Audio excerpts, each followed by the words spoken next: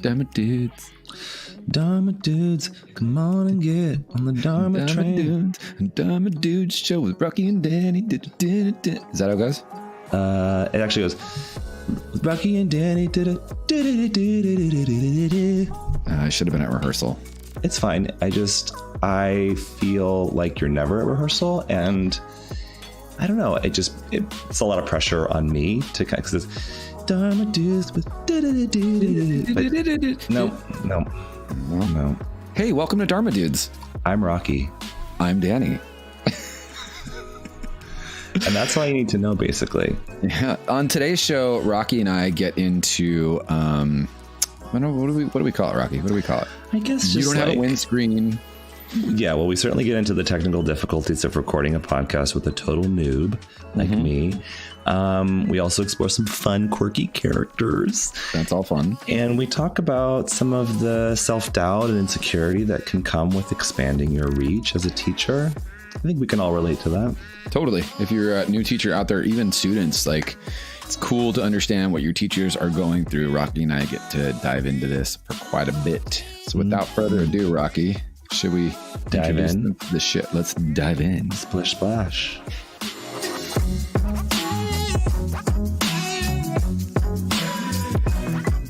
Hey, Rocky, you know what really, really, really helps the show? Prayers, good intentions, dedicating your practice to the show. Thoughts and prayers.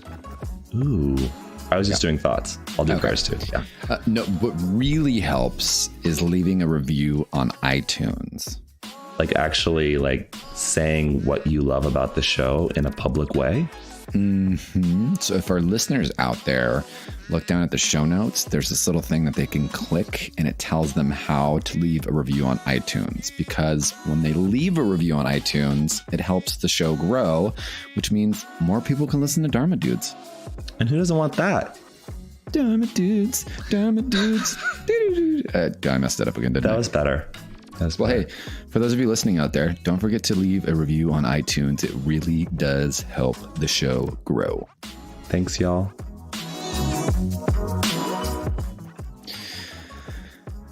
Hey, Danny. Oh, yeah. Hey. Yeah. No, you go. Should I go first? Yeah. Well, maybe I should go first. Okay. No, you go first. No, wait. Okay, go first. Is this what it's going to be like leading a retreat with you, Danny? Wait, we're leading a retreat? Yeah. Oh, is that not with? Yeah, that's with you, right? I'm doing a retreat with you. Oh, I really need to start going to rehearsals. Our rehearsals are for the theme song and for retreat rehearsals. Tell me about this retreat, Rocky, that I'm doing with you. Well, I'll tell you all about it, Danny. It's going to happen over New Year's. It's going to be in Todos Santos, Mexico. And it's going to, I mean, again, you would know if you came to rehearsals, but it's not a big deal. It's going to be 5 days of yoga, of asana, pranayama, meditation, intention, good company, good food, laughter, even. Shenanigans?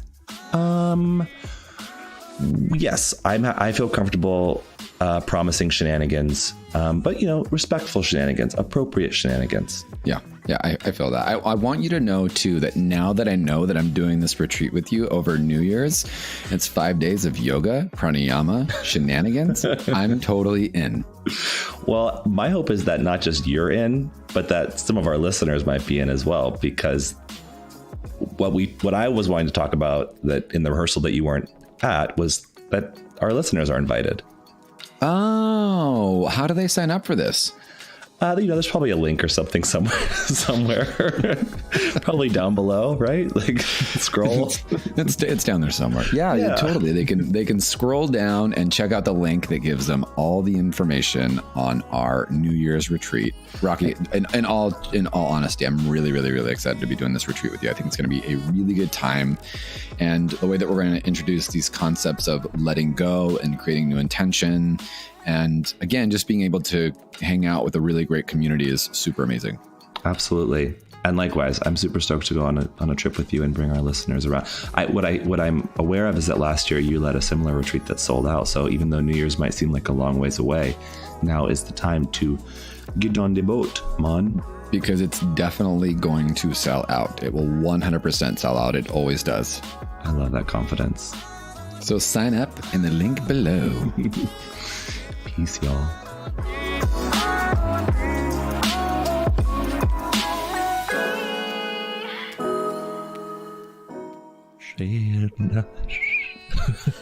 Rocky, I started recording. From a distance. Sorry, listeners, I don't have a windscreen on the microphone. I cannot. Welcome to episode 2. This episode is all about the voice of love. Oh my God. Do we still have any listeners? Welcome to the Dharma Dudes podcast.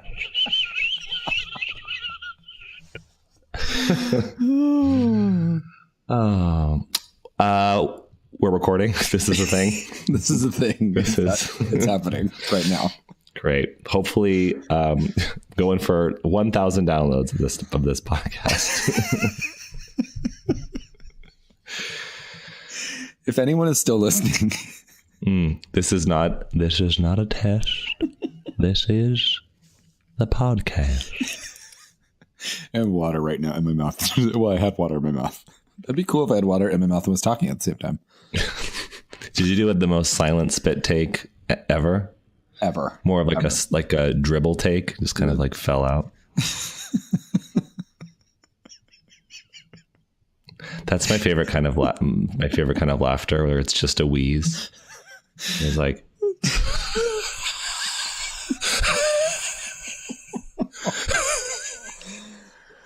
I'm so sorry for the people still listening. Yeah. Hi, Rocky. Hi, Danny. How are you?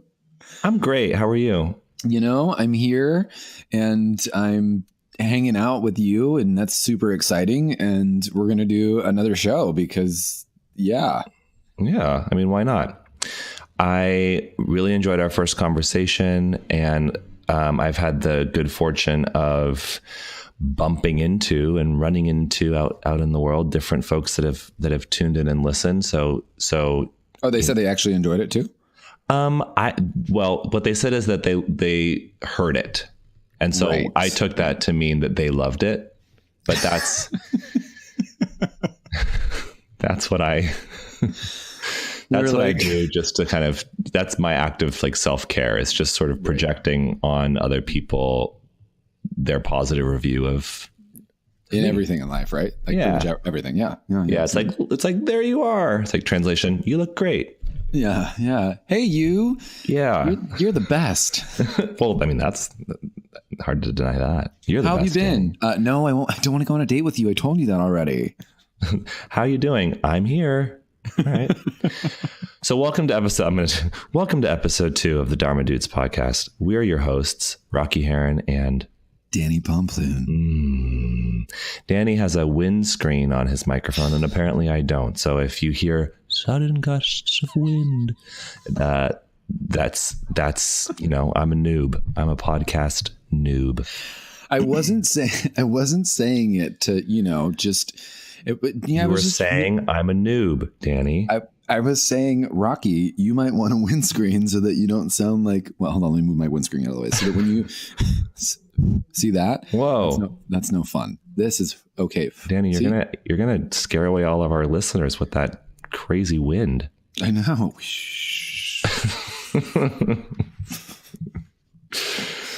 What are we talking about today, Danny? We didn't already scare away our listeners. Bunch of yogi misfits over here. Oh my God. Okay, let's dial it in. So, Rocky, yesterday me and you were on the phone and we were talking about.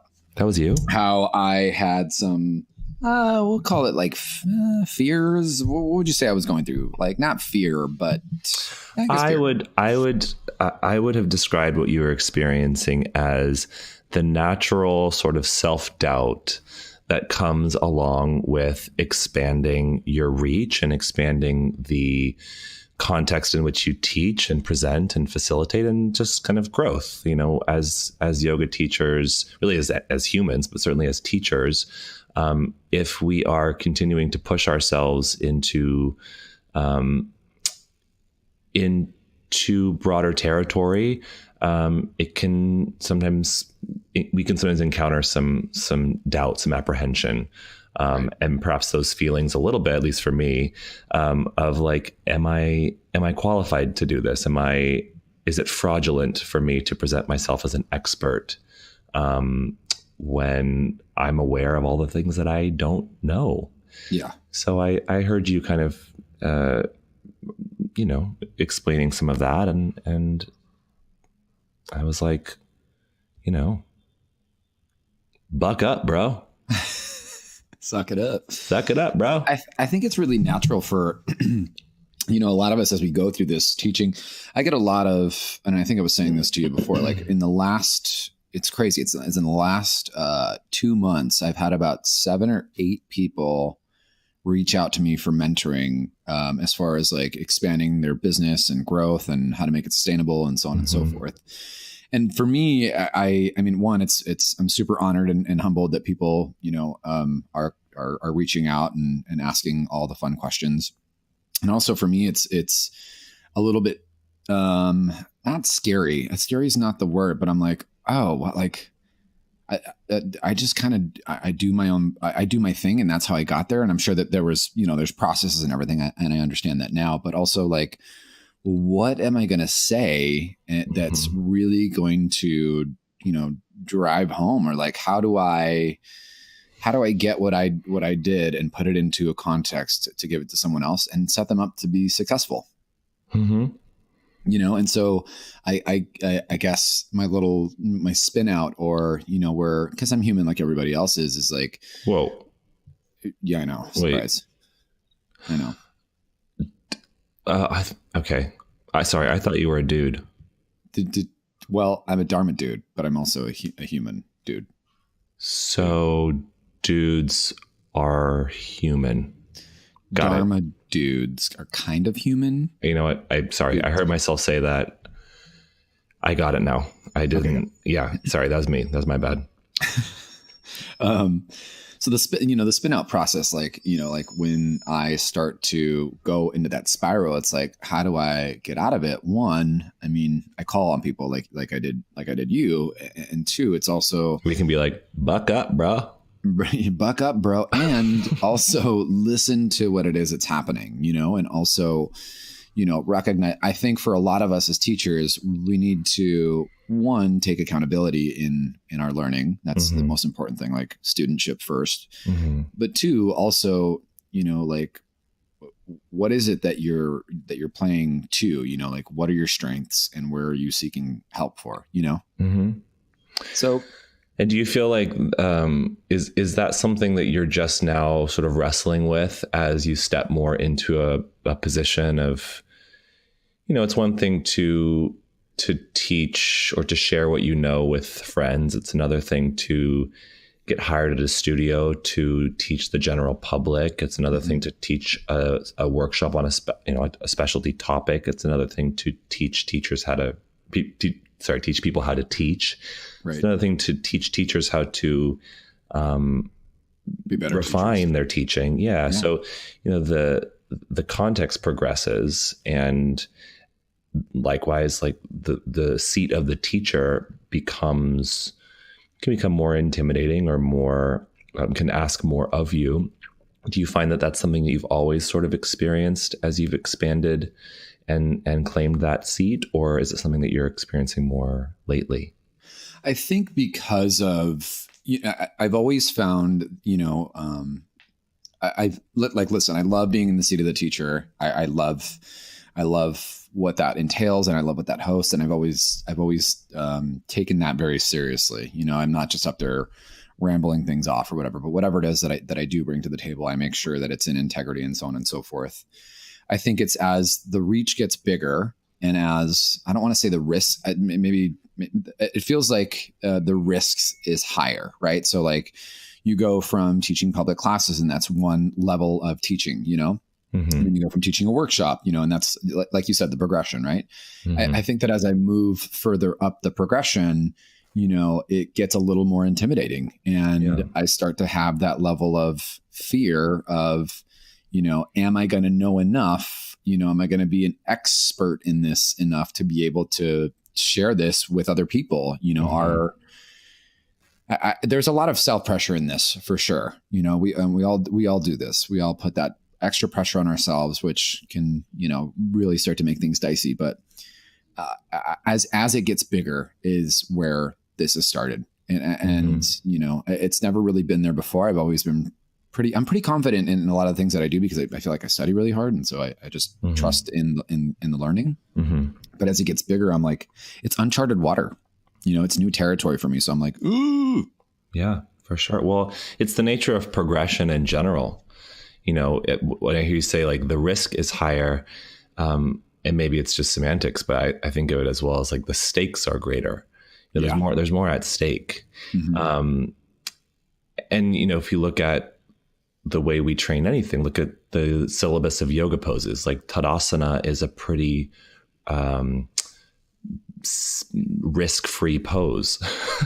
You know, like look at the syllabus, like, or even look at regressions, like lying on the floor is pretty risk-free, you know, assuming that the ceiling doesn't collapse or something. But like, you know, the more we progress in our movements, the more we progress into sort of intermediate advanced poses, the forces that are present on us, the forces that we're exhibiting on our bodies, become greater. And we have to make sure that we can match and meet and contend with and work with those forces in skillful ways.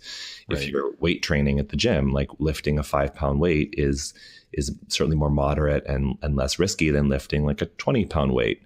So in many instances, I mean, in all instances, we have to check in with our readiness. You know, we talked last week about Dharma. Along those lines, there's the concept of adhikara, which is a subcategory of karma yoga. Adhikara speaks to our readiness or our aptitude or like what we're entitled to, you know, and I think as we progress in our teaching, you know, good on you. And for any teacher that is, you know, the alternative is that we just sort of boldly blast through our career and our teaching and our practice and just assume that we're ready for everything. You know, bring it on. I can do it all. But, you know, to really check in and say, like, do I have the skills needed, or do I have the resources to cultivate the skills needed to meet this particular task and this particular endeavor? And I think if the answer, you know, if the answer is like, yes, for sure, 100%, then you're kind of playing within your comfort zone. If the answer is, I think so, let me explore this. Maybe I do, maybe I don't. Like, I think that's kind of the responsible response. And, you know, you have to keep kind of walk that razor's edge with some skill, because the alternative is that you just play it safe, or that you know, forge ahead and create harm. What, you know, it's not going to be necessarily physical harm, but the harm of like disappointed students, or the harm of an unsuccessful program, or the harm of coming across like a total noob when you're being asked. You don't have a windscreen. Yeah. The harm of increased wind, the harm of losing podcast listeners.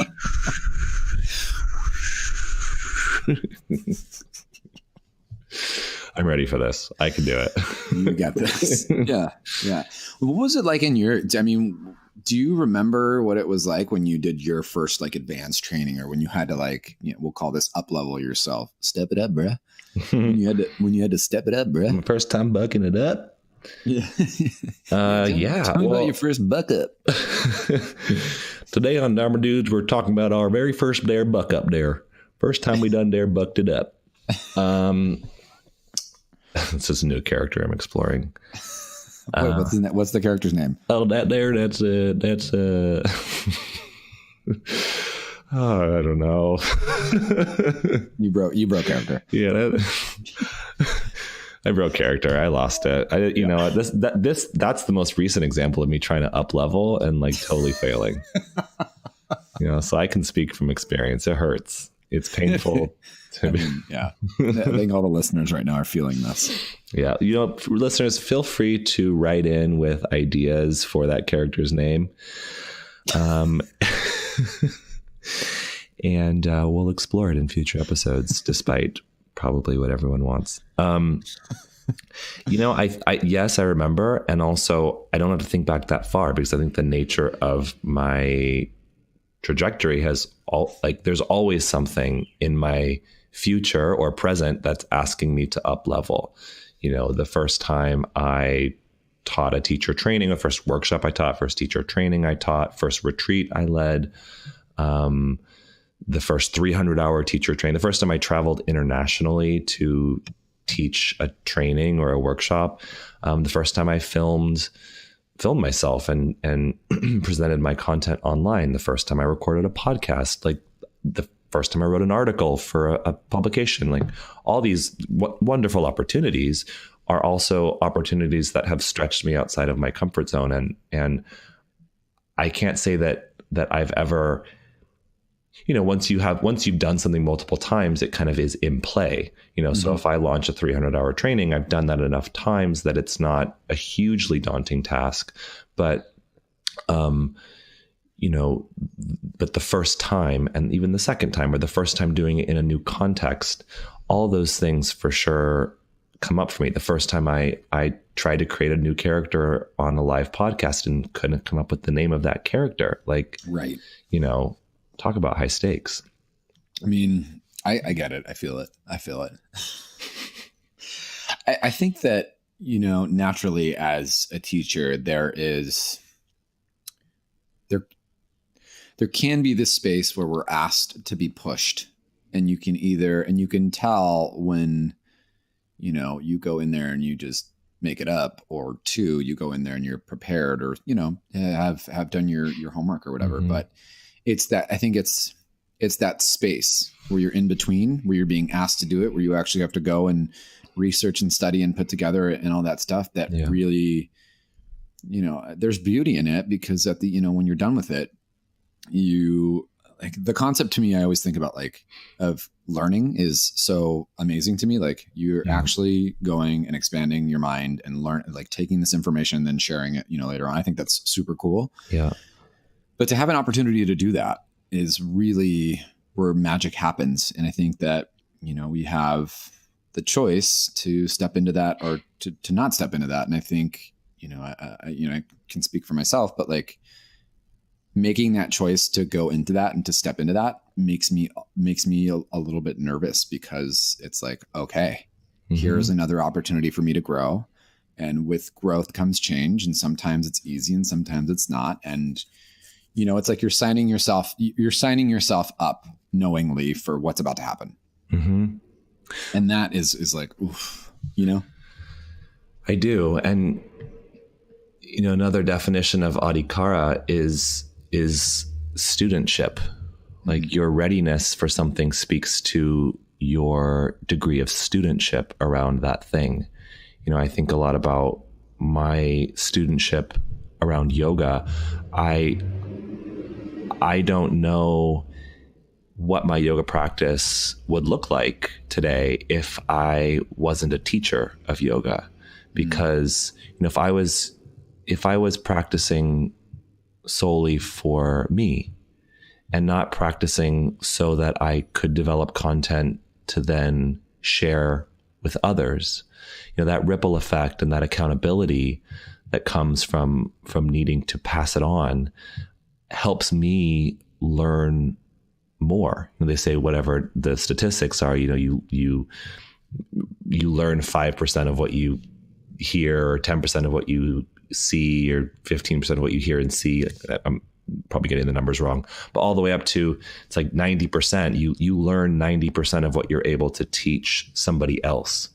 So I know I find myself doing this a lot. I'm kind of amused by it. Like as I'm learning, you know, as I'm reading information or learning information, I will just naturally start to talk to myself, or, you know, talk to an imaginary person like I'm trying to explain it to them. Like it's just always been a big part of my learning process to, attempt to convey what I'm trying to learn to someone else. And I think because I'm clear that not always, but I'm not always teaching things that I'm 100% clear on. The process of teaching it is helping me gain greater clarity because there's that feedback loop too.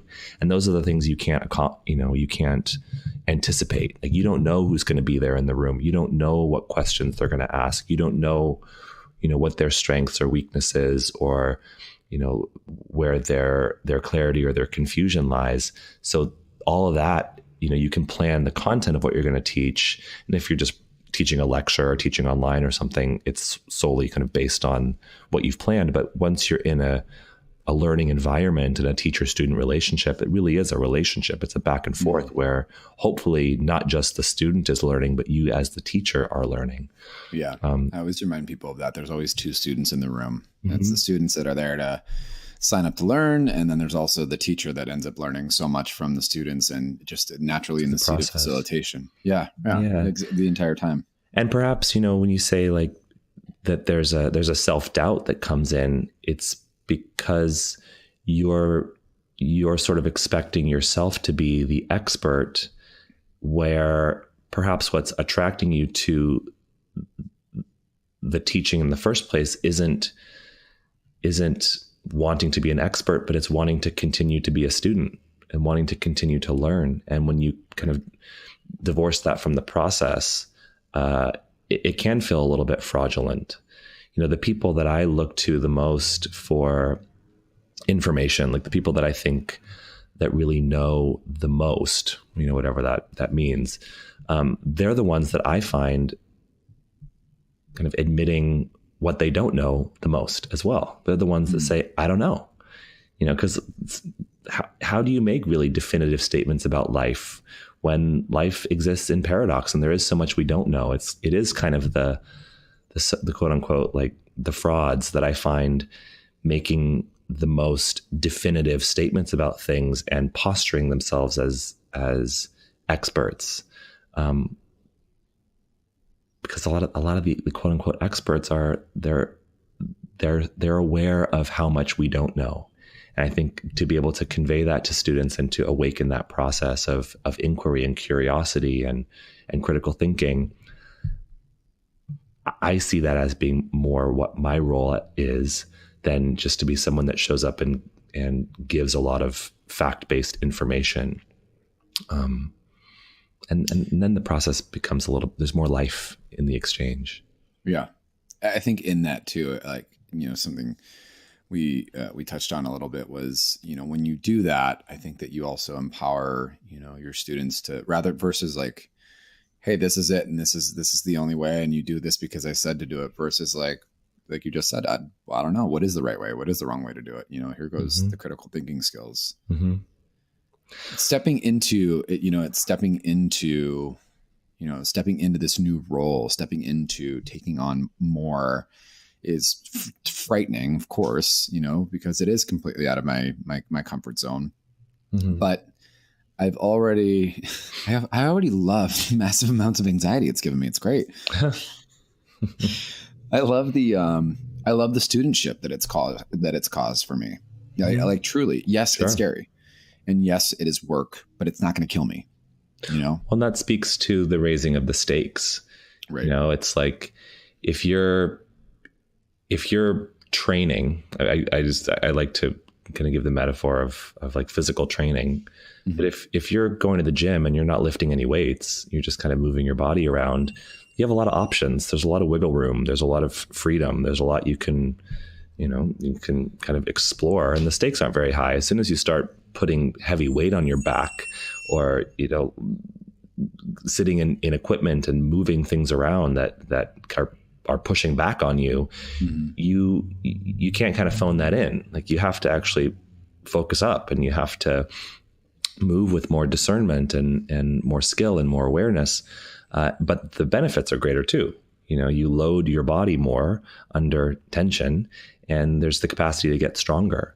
And I see you as someone that is so committed to to your own development, both as a person and as a teacher, and as a student of yoga. And I think the more kind of not just invested, but the more eager you are to progress quickly, this is sort of the consequence. Like the consequence of wanting to progress quickly is needing to have a capacity to deal with all of these kind of heightened emotions and feelings and sensations and fears that can come up in quicker succession. Right. You know, my journey has been somewhat different than yours in that, like, I feel like I've been on sort of the slow and steady trajectory, you know, of and I've always been this way, you know, I don't know if it's just my constitution or that I'm a Virgo. I'm pretty analytical. I want to really study and look at things from all angles before I jump in, for better or worse. So when I see people like you that are kind of like, bring it on, I'll figure it out as I go, that's inspiring to me. And it also can be a little like, yeah, like I feel a little bit anxiety from that too. Cause I'm like, like, do I need to do that too? Do I need to forge ahead, you know, and dive in? But sustainability is important to me. I'm happy to step outside my comfort zone, but I don't want to be asked to step outside my comfort zone in too many ways all at once, because I'm afraid that then I'll regress and I'll kind of hide or just collapse under that pressure. So there's benefits to both for sure, but I celebrate and am in awe of your capacity and your I don't say bravery, because I don't think I think you're ready for the things you're stepping into, but just your drive. Well, thank you. I appreciate. I think Rocky. Thank you. Oh my God, Danny! Don't even mention it. It's like it's whatever, you know. It's like it's how I feel. Thank God I had a windscreen right now. You know go ahead. What I think is interesting as it relates to teaching yoga in particular is that, you know, how does anyone really claim to be an expert on yoga? Like, we first have to kind of identify what that even means. Like, what are we, you know, because yoga speaks to so many aspects of the human experience, right? Physically, mentally, emotionally, spiritually, like any one thread you can pull on, you know, whether it's anatomy, biomechanics, subtle body physiology, philosophy, teaching pedagogy, all of these areas are so deep and so vast and so complex. And if yoga is sort of the synthesis of all of them, I can understand and relate to how claiming to be an expert, you know, when anyone's ever kind of said Rocky is a yoga expert, and sometimes, you know, I've been teaching for a good while, and I've put in the time and, you know, the 10,000 hours to be masterful at the things that I am. But it is the nature of this rabbit hole of life and yoga that keeps us continuously kind of on the path of pursuing more understanding. But I think it's completely natural to feel overwhelmed by how much there is to know, because no one person can ever know it all. It'd be impossible to, which is, you know, kind of what we talked about, like playing to your strengths, you know, stepping into the room, knowing what I do know really well, and being humble enough to say, I don't know, so I'm going to find some help. Mm-hmm. And, you know, again, getting a cast of people that, you know, I think would be really, would heighten the experience by bringing them in. You know what I mean? Mm-hmm. Well, and I talk to a lot of teachers that I use the expression like should all over yourself. like this idea, there's so many different approaches to take in teaching yoga, and there's so many different branches of yoga to teach, that I remember when I first started teaching, even still to a certain extent, I would go take other teachers' classes, and they would be really on fire about something that I hadn't even really considered before. And I'd be like, oh God, I should know more about that. I should be doing more of this. I need to take this training. I need to know that. And I just made myself crazy because they weren't all necessarily things that I was interested in or things that I really resonated with. I just thought I should be able to speak to all of this. And it took a long while for me to embrace that that pursuing my own unique interests is actually going to make me the most authentic version of myself as a teacher.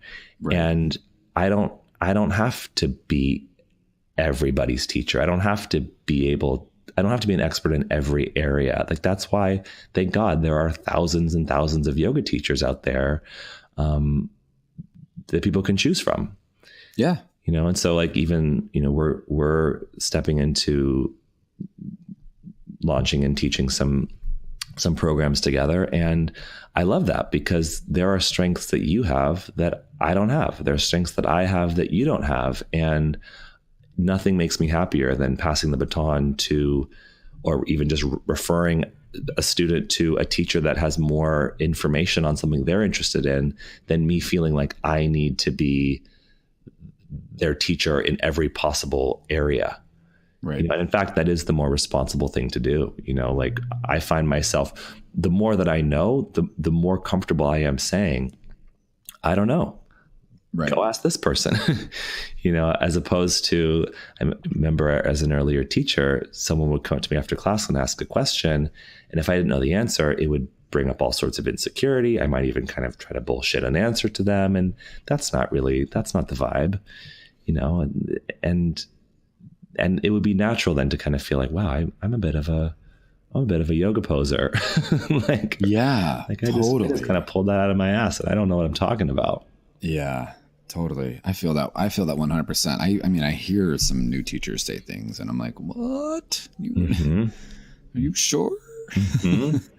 It's well-meaning, it's totally. It's you're trying to be helpful. Yeah. And there's lots of kind of telephone that gets played, and I don't think, I hear it even in teacher trainings where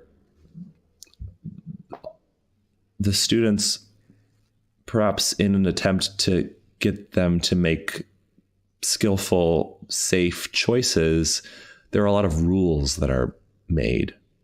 I talk about this a lot when we're looking at kind of shape study and movement study, the misconceptions that people have about how their bodies work and what's safe and what's not safe. And even that, creating compression in a certain area is dangerous. Mm-hmm.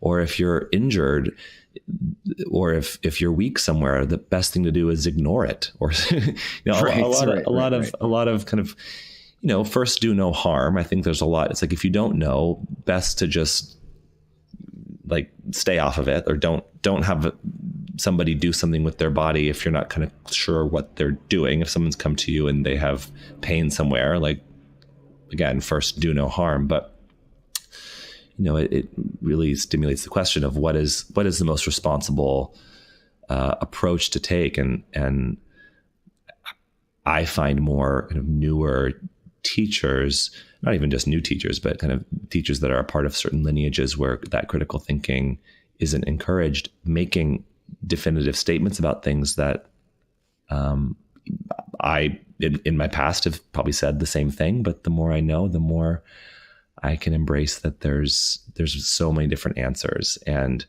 I find myself answering those sort of black and white questions that people ask me with more questions than I do with answers these days. I love that. It's free, the freedom of choice, but also the freedom to be a student again and be humble. Mm-hmm. Like Kendrick said, be humble. I'll be like, bitch, sit down. Be humble. Yeah. Is that something you do in your trainings when people ask questions? Well, if they're standing up. Yeah.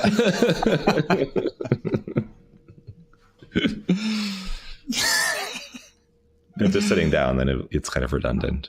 Right. So you're like, bitch. No, I would never. No. You guys, please don't.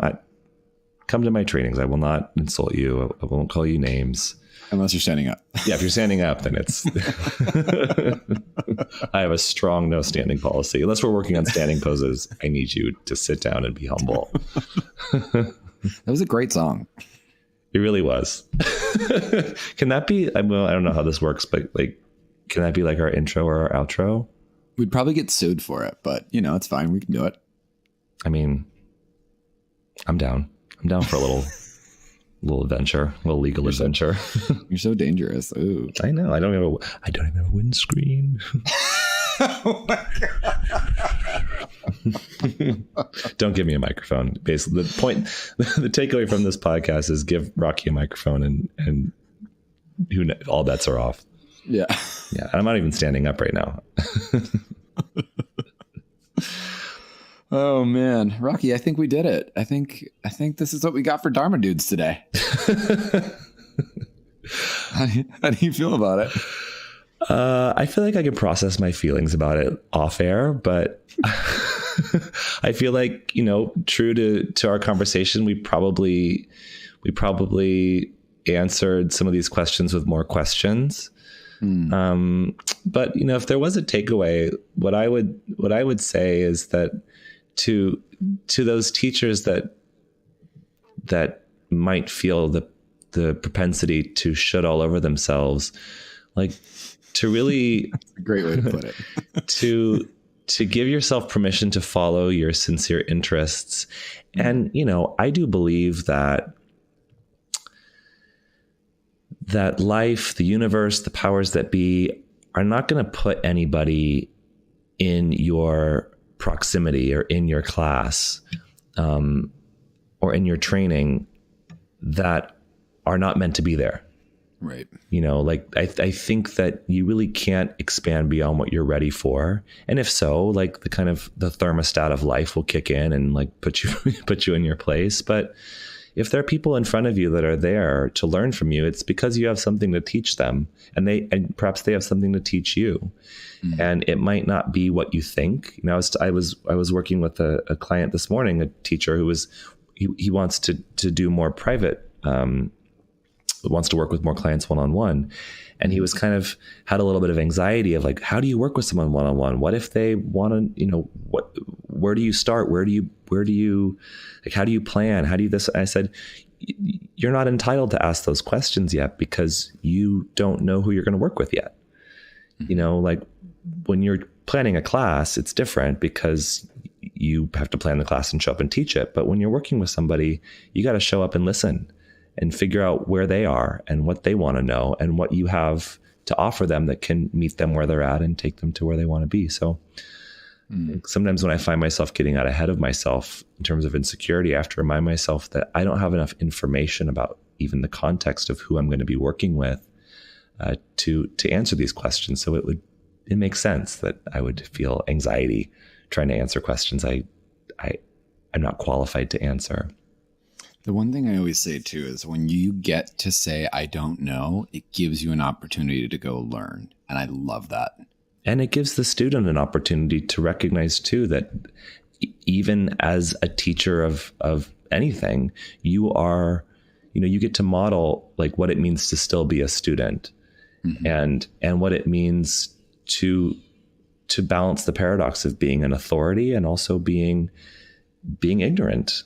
Like it's okay to have some ignorance in certain areas for sure, even as an expert. And I think we've demonstrated that really clearly through the nature of our conversation. Yay, success. Yeah. Case in point. Mm-hmm.